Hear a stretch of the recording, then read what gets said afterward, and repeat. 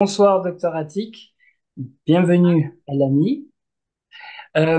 Docteur Attic est donc enseignante à la faculté d'odontologie de l'Université Lyon 1. Elle est aussi chercheuse au CNRS et on a eu le grand plaisir d'avoir Dr Attic à notre symposium en 2022 qui a présenté cet excellent travail qui a été publié, donc je crois que c'était 2023, non? Je crois que c'est quand ça a été publié. Euh, Elle a pu présenter devant tous les membres du monde entier qui sont venus à Las Vegas voir cette présentation. Donc, je vais passer tout de suite la parole à Dr. Attic.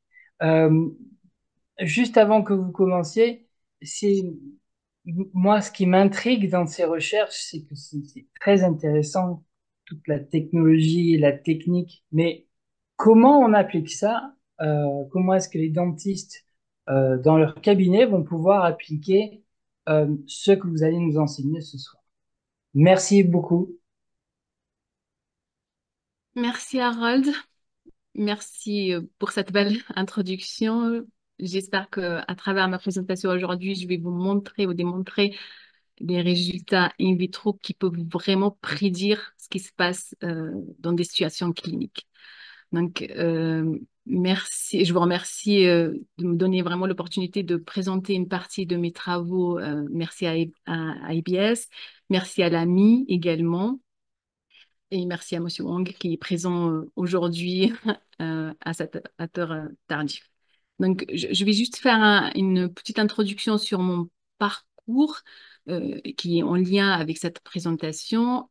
Donc, j'ai découvert vraiment la dentisterie un peu plus tard, après l'obtention de mon doctorat d'université en toxicologie, parce que je suis toxicologue de formation. J'ai réalisé un premier stage postdoctorat au sein de la faculté d'odontologie dans le domaine des biomatériaux. Et c'est à ce moment-là que j'ai découvert vraiment le monde des biomatériaux dentaires et le monde des implants.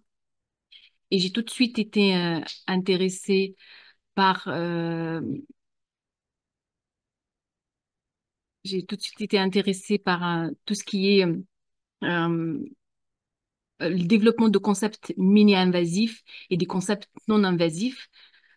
Parce que ces concepts, en fait, sont développés vraiment dans l'objectif de préserver les tissus dentaires des patients.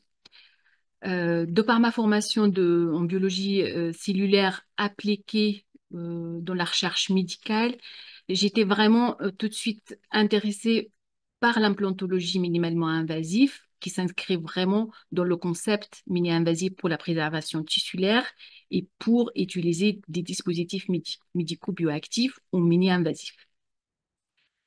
Donc, aujourd'hui, je vais vous présenter une partie de mes travaux réalisés au sein du laboratoire multimatériel interface à Lyon. Et cette étude a pour objectif de comparer euh, deux implants, un implant, l'implant novateur Magicor à un implant standard, et de vraiment faire le lien avec l'analyse topographique de la surface pour comprendre ce qui se passe en fait au niveau biologique. Donc, quand on parle d'un concept biologique, moi j'ai tout de suite été intéressée par la compréhension des mécanismes biologiques impliqués dans la cicatrisation, impliqués dans la réparation et la régénération des tissus périimplantaires. Euh, pour comprendre ces mécanismes biologiques, enfin la compréhension de ces mécanismes biologiques, ça permet vraiment d'aller un peu plus loin dans la pratique de la dentisterie. Donc, ça aide aussi les cliniciens et les praticiens parce que ça va permettre de montrer où et comment, en fait, et guider leur pratique de tous les jours. Donc, cette présentation, ça va s'articuler autour de ces concepts un peu biologiques et de prédire par des tests in vitro les situations cliniques complexes, donc ce qui se passe chez le patient. Et j'espère que vous allez pouvoir vous montrer une partie de ces travaux-là. Donc, pour commencer, je reviens sur vraiment les rappels concernant la chirurgie minimalement invasive qui a été développée au préalable en médecine. pour vraiment augmenter le potentiel cicatriciel et pour vraiment aussi diminuer les douleurs post-opératoires chez le patient. Donc, actuellement, l'implantologie orale mini-invasive se traduit principalement par une chirurgie sans lombo, donc ce qu'on appelle le flapless, donc sans reconstruction osseuse, et ce qui permet vraiment de préserver le périoste dans un premier temps, d'éviter les risques infectieux et hémorragiques. Et par conséquence, ça va élargir l'indication à des patients et qui ont des problèmes de cicatrisation, à des patients âgés ou à des patients qui ont en fait une malformation parfois osseuse, qui n'ont pas assez d'os. Donc, l'objectif au sein de mon laboratoire, le LMI, était vraiment de comparer deux implants parce qu'on s'intéresse vraiment à ce concept mini-invasif pour la préservation tissulaire, à un implant gold standard. Et je tiens juste à rappeler que cette étude a été réalisée dans le cadre, enfin, une partie de cette étude a été réalisée dans le cadre de la thèse d'exercice de, de Marina Fontarasmi et que cette thèse a été dirigée en collaboration avec le professeur Arnaud Lafont et moi-même. Donc, je vais commencer par vous présenter les deux implants qui ont été utilisés dans cette étude. Donc, à gauche, vous avez l'implant Nobel Biocare de la société suisse qu'on peut qualifier de gold standard. Et à droite, l'implant Magicor qui se présente en fait sous une forme monobloc. Donc, c'est l'originalité de cet implant et c'est la différence principale avec l'implant Nobel. Donc, c'est un implant tissue level, alors que l'implant Nobel est un implant bone level et biblock et n'est pas monobloc comme le Magic. Donc, euh, afin vraiment de prédire ce qui se passe au niveau tissulaire, ce qu'on a réalisé au laboratoire était vraiment à l'aide de plusieurs techniques ont été utilisés pour analyser la surface, par exemple l'imagerie numérique, la microscopie électronique à balayage, la microscopie à épifluorescence, l'imagerie confocale, et tout ça, ces paramètres nous ont permis vraiment de corréler la topographie de surface au comportement biologique des cellules qui sont représentatifs des tissus in vivo chez le patient.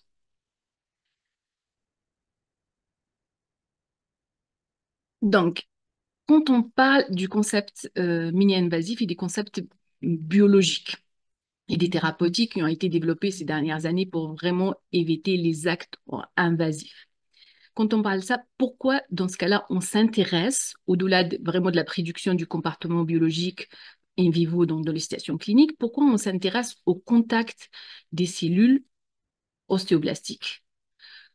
Comme vous pouvez voir sur cette slide, il y a des études récentes qui ont montré que l'adhésion des cellules ostéoblastiques, donc les cellules, les ostéoblastes qui ont issu de l'os alvéolaire, elle est influencée et étroitement liée à la texturation de surface. Donc, si on a une texturation de surface différente, ça va influencer l'adhésion et ça va influencer par la suite l'intégration de l'os, ce qu'on appelle l'ostéo-intégration.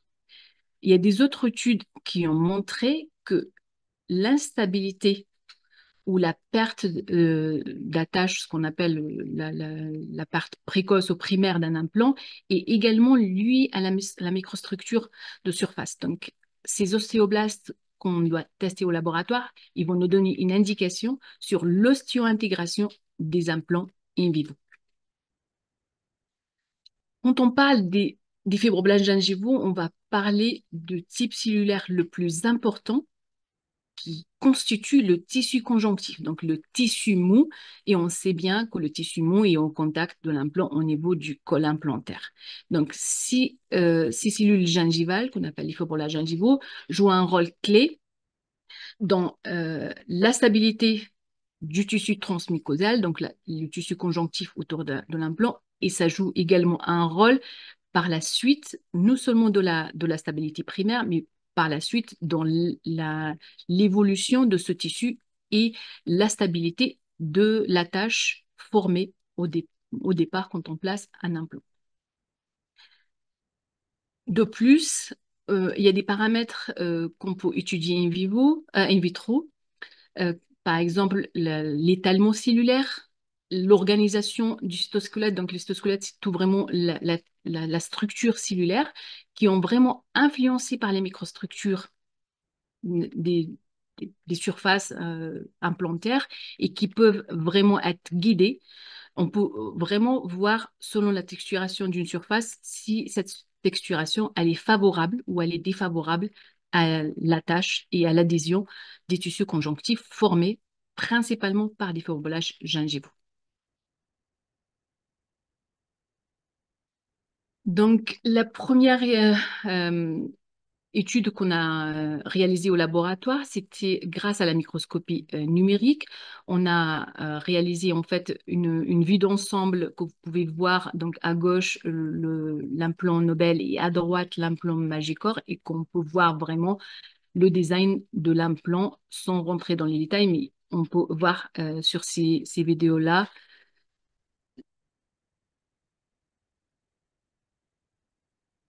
l'intégralité des parties qui constituent les deux implants. Donc à droite, c'est le Magicor.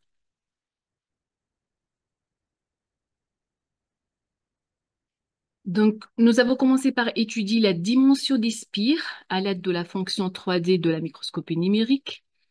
Cette analyse nous a permis de constater, comme vous pouvez voir sur cette slide, que la profondeur des spires est 4 fois plus importante pour l'implant Magicor que pour l'implant Nobel, avec une largeur de spire 2 fois plus petite, donc moins importante, et une distance interspire 2 fois plus importante. Ces résultats ont été confirmés par la microscopie électronique à balayage et on voit vraiment la profondeur des spires du Magicor et la distance interspire qui est beaucoup plus importante à droite qu'à gauche. Avant de commencer vraiment l'analyse de la composition chimique de nos surfaces implantaires, faisons un court rappel concernant la classification du titane. Donc, le titane, on sait que c'est le substrat qui constitue les deux implants qu'on a testés dans notre étude. Du coup, voici un tableau qui est normé et qui présente la classification du titane du grade 1 jusqu'à grade 4. On va parler du titane pur, sans aucun alliage. L'implant Nobel appartient à cette catégorie et au grade 4, alors que l'implant Magicor appartient au grade 5. À partir du grade 5, on parle du titane allié. Ça veut dire qu'il y a d'autres alliages, comme le vanadium par exemple, et l'aluminium, mais avec bien évidemment des pourcentages normés et réglementés. Donc, la spectroscopie ODX nous a permis d'analyser la composition de surface. Et ce qu'on a réussi à faire, c'est vraiment faire un mapping image sur toute la surface de l'implant, ce que vous pouvez voir sur cette slide, et que vous pouvez voir qu'il y a bien évidemment le titane qui a été détecté sur les deux implants. Ce qu'on a également vu, il y a la couche d'oxygène qui est très importante sur l'implant Nobel, et ça, c'est dû vraiment au traitement de surface, parce que le Nobel a été traité par anodisation électrochimique, donc c'est une oxydation, alors que l'implant Magicor a été traité par sablage et par une projection d'apatite. Et on voit quand même des traces d'aluminium et de vanadium, ce qu'on peut voir en quantification sur ces courbes, sur cette slide, donc, et qui confirme en fait les deux traitements de surface différents, anodisation électrochimique pour le Nobel à gauche et sablage avec projection d'apatite à droite. Donc, il y a un pourcentage très important de dioxyde de titane sur l'implant Nobel et qui est dû vraiment à cette réaction d'oxydation. Donc, je passe maintenant à l'étude de la morphologie de surface. On a utilisé la microscopie électronique à balayage. Vous pouvez voir que cette méthode du coup des microscopies nous a révélé en fait des différences de microstructures qu'on savait déjà à cette échelle-là, parce que le col et lisse pour les deux implants, avec un mini-col pour le Nobel et un col beaucoup plus long pour le Magicor, et également une surface rugueuse au niveau de la surface des spires, au niveau de la partie qui sera postillon intégré. Quand on regarde de plus près, avec des grossissements un peu plus importants, on va voir la différence de microstructure au niveau des spires. Et là, on commence à voir la formation de microtubules à gauche sur l'implant Nobel et une structure un peu plus arrondie avec des pics beaucoup moins en fait, visibles finalement et l'absence de microtubules à la surface du Magicor. Donc, c'est un grossissement plus important, parce qu'on voit ce que je viens de décrire. Donc, c'est un peu plus visible, les microtubules à gauche pour le Nobel, et une microstructure plus arrondie sur la surface du Magicor. De manière générale, cette microstructure de surface révélée par la microscopie électronique à balayage est vraiment un résultat des traitements de surface, anodisation électrochimique pour le Nobel et sablage par les projections d'apatite sur le Magicor. C'est vraiment ce qu'on voit et il y a une vraie différence de microstructure qui peut bien évidemment influencer par la suite l'intégration des, euh, des, des tissus, des cellules au départ et bien évidemment l'intégration tissulaire par la suite. Donc on voit vraiment une apparence arrondie sur la surface en fait sablée de l'implant Magicor et une surface un peu écaillée avec des pics moins arrondis et moins visibles et des microtubules sur la surface du Nobel. Donc je passe maintenant au premier test qu'on a utilisé pour la caractérisation physico-chimique, donc le test de moyabilité ou stabilité. Et ce test, en fait, est généralement utilisé in vitro. Dans ce test, nous mesurons l'angle de contact. Cela nous permet d'évaluer le caractère hydrophile ou le caractère hydrophobe d'une surface. Et cette hydrophilie ou hydrophobie de surface, ça va donner une indication sur l'étalement cellulaire dans un premier temps et sur l'ostéo-intégration tissulaire dans un deuxième temps. On a fait plusieurs mesures. Le challenge était vraiment de faire ces mesures-là sur une géométrie un peu complexe, qui est la géométrie d'un implant dentaire avec un col et une surface spiralée finalement.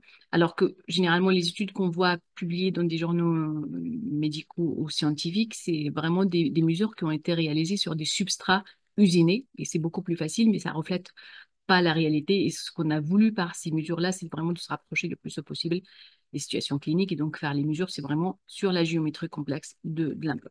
Donc, les résultats montrent que la surface du Magicor est légèrement plus hydrophobe que la surface du Nobel.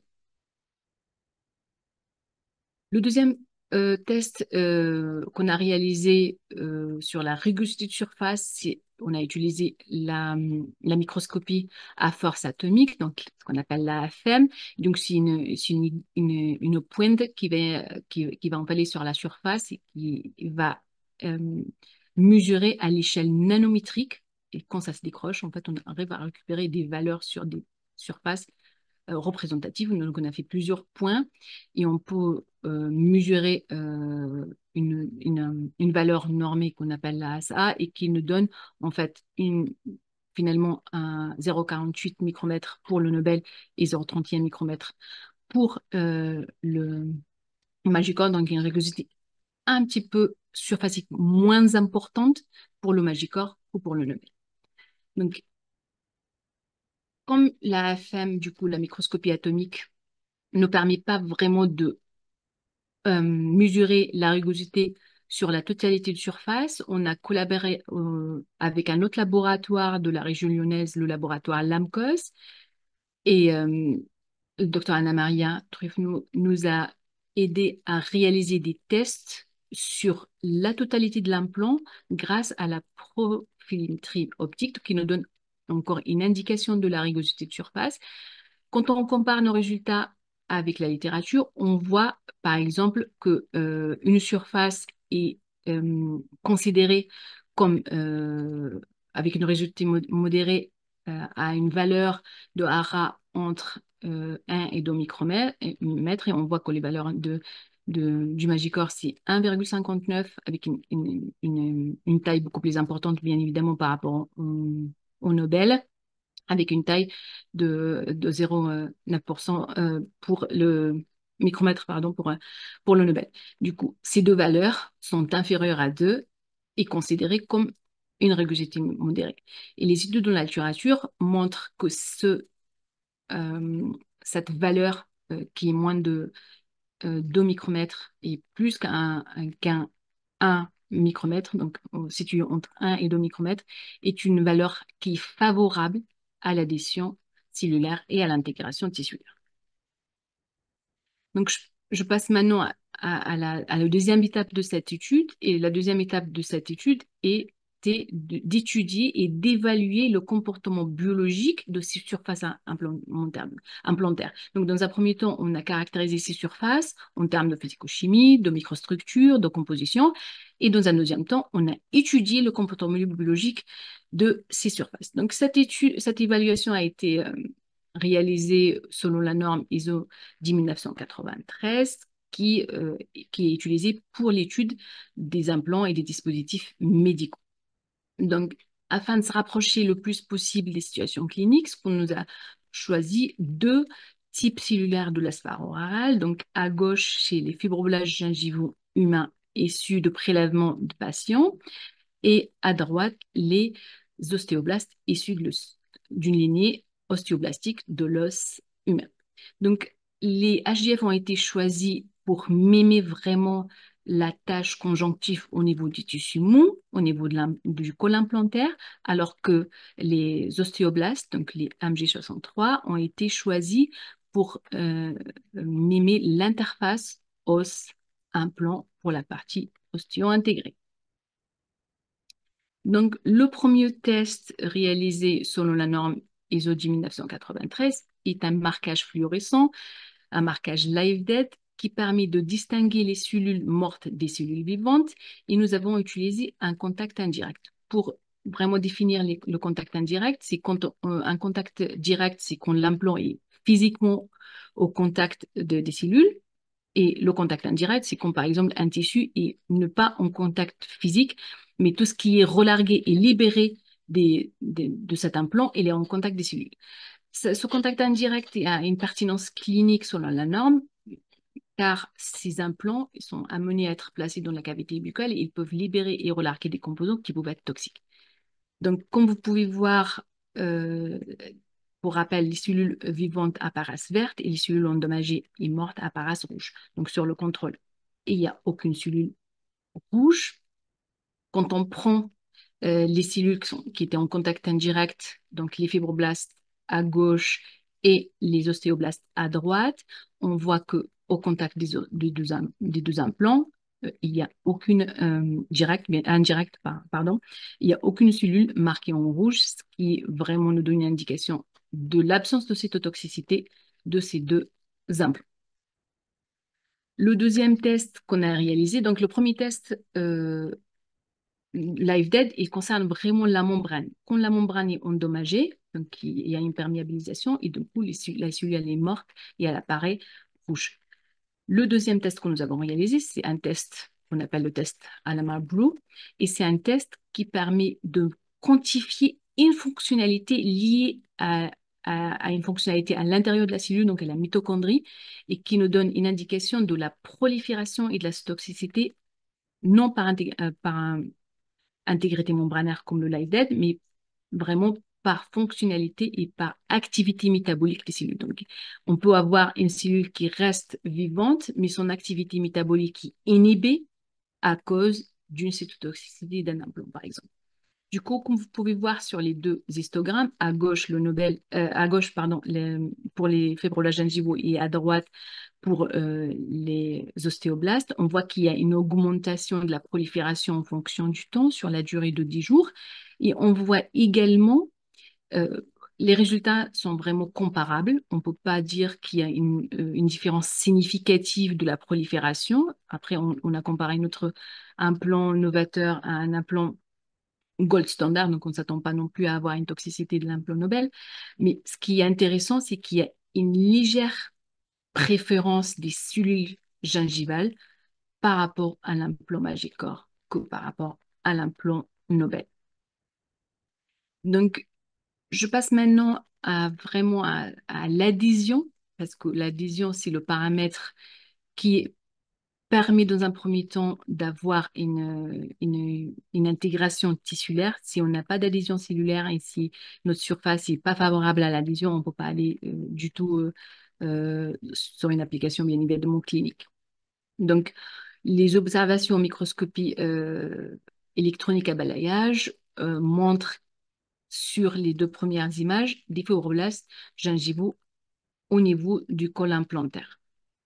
On voit qu'il y a plus de cellules sur le Magicor que sur le Nobel, et on voit une différence de morphologie qui était plus arrondie et du coup plus imprégnée de la microstructure pour le Nobel que pour le Magicor que pour le Nobel, pardon. Donc, quand on s'intéresse plus aux ostéoblastes, on voit qu'au niveau du col, on ne voit pas de cellules sur le Magicor et plus de cellules sur le Nobel par rapport aux cellules ostéoblastiques. Quand on s'intéresse au niveau des spires, au niveau des spires, on va voir que pour les cellules gingivales, une, une adhésion vraiment à la surface qui couvre les microtubules pour le Nobel et vraiment une adhésion à la microstructure avec une adaptation à la microstructure pour l'implant Magicor. Et cette observation est valable également pour les cellules ostéoblastiques. Donc, quand on a réalisé le MEB, on a aussi pensé à réaliser la microscopie confocale. La microscopie confocale, elle permet vraiment de voir non seulement à la surface, donc pas seulement l'adhésion, mais vraiment ce qui se passe un peu plus en profondeur. Donc, s'il y a par exemple des cellules qui sont au niveau des spires, on va les voir. Alors que pour la microscopie électronique, c'est beaucoup plus compliqué d'aller en fait à l'intérieur des spires. Donc la microscopie, l'imagerie confocale, elle a été combinée à deux marqueurs. Donc ce que vous voyez en bleu, c'est les noyaux, donc ce qui est à l'intérieur d'une cellule, et ce que vous voyez en vert, c'est le cytosquelette, donc c'est la structure des cellules. Donc à une vue d'ensemble, on voit quand même que les deux implants sont colonisés. Donc il y a des cellules au niveau des espaces interspires, il y a des cellules également au niveau du col. Quand on s'approche un peu plus et on s'intéresse par exemple à une des spires du Magicor et pour les cellules gingivaux, on va voir qu'au niveau des spires et à l'espace interspire, on voit bien qu'il y a des noyaux et des cellules bien colonisées. Et ces cellules-là n'ont plus finalement la morphologie au départ, donc la morphologie un peu cylindrique qui indique que les cellules elles adhèrent seulement à la surface, mais on voit bien que ces cellules suivent la microstructure et s'imprègnent vraiment de la microstructure du Magicor à l'intérieur des spires. Donc là, c'est un grossissement un peu plus important et vous voyez en fait qu'à gauche, sur le Nobel, les cellules restent avec une morphologie en fait plus ou moins fibroblastique. Donc elles restent à la surface, elles sont moins nombreuses et la couche de cellules, elle est beaucoup moins dense qu'à droite sur le Magicor, où on voit qu'il y a des cellules vraiment à l'intérieur des spires et que la couche, elle est beaucoup plus importante. Ce qu'on voit ici, c'est une reconstruction un peu 3D pour voir vraiment la profondeur de cette couche au niveau des spires.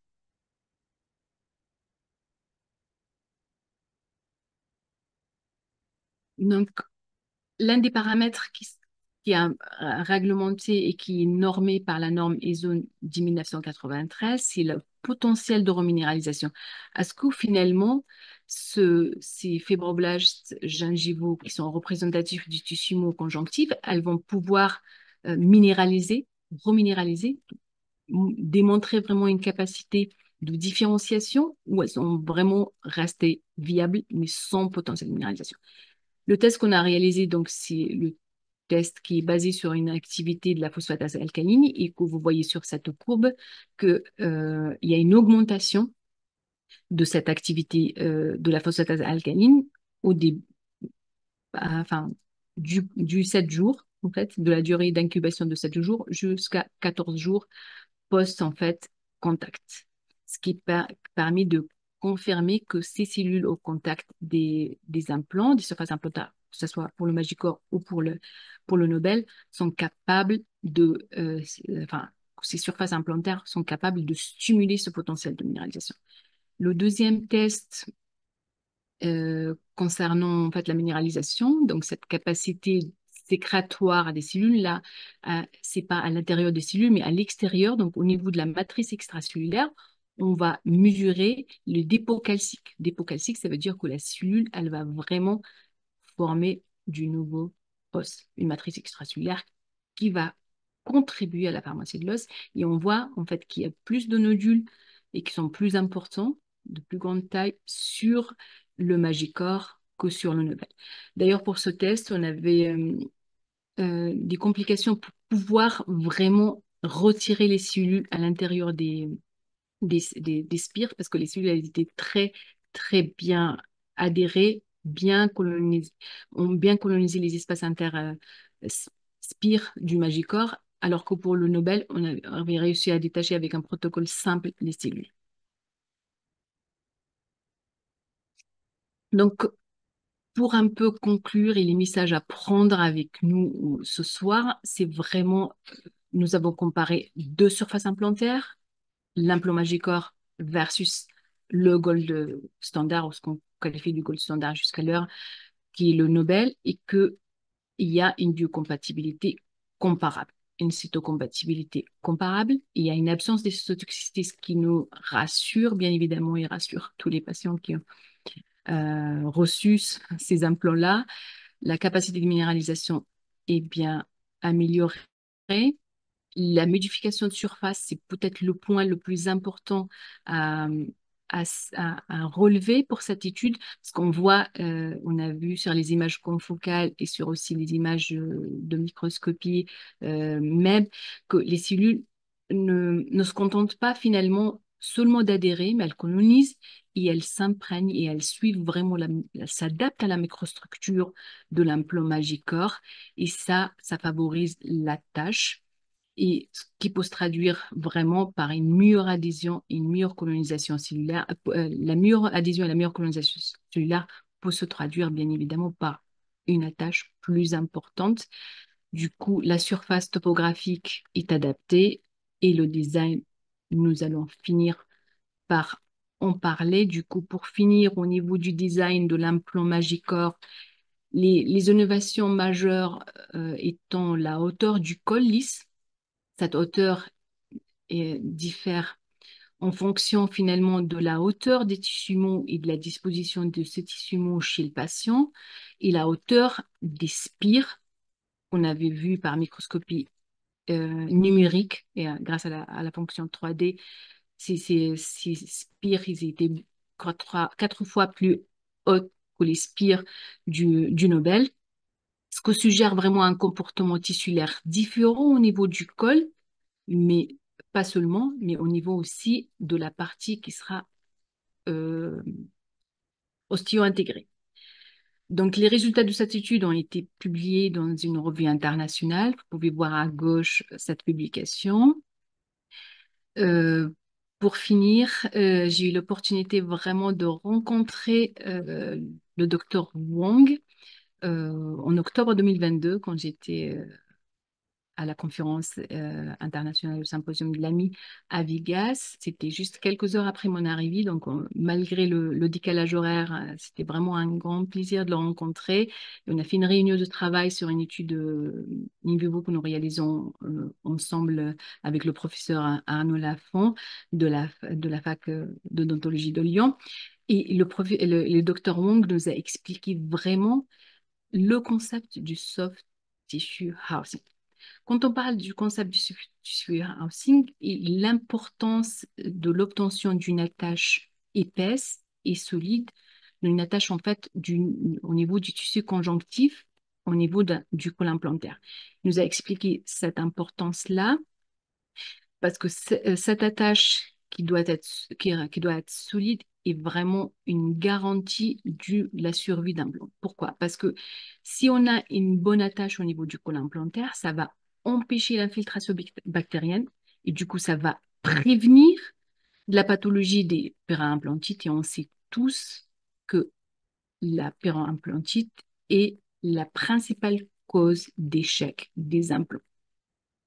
Donc, garantir une bonne attache conjonctive et garantir la stabilité à court et à long terme de l'implant.